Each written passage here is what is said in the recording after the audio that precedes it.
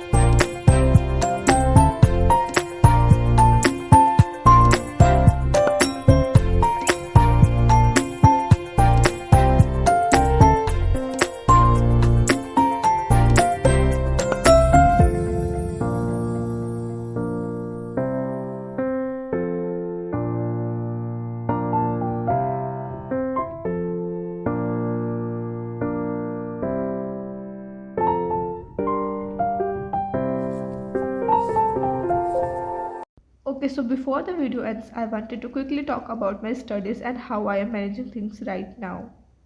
Lately, this week was a mix of busy and calm days. Some were so much productive and some are just me trying to get back on my track. And now about my syllabus, which is going quite good. I am just having my second periodic examination from 2nd of December. And recently I just gave a PW scholarship test from my school, which is not so good but okay. So yeah, that was all about the video, and this week I could not record much, but if you enjoyed spending a little study time with me, don't forget to like the video, subscribe the channel and drop a comment. That really motivates me a lot. See you in the next one.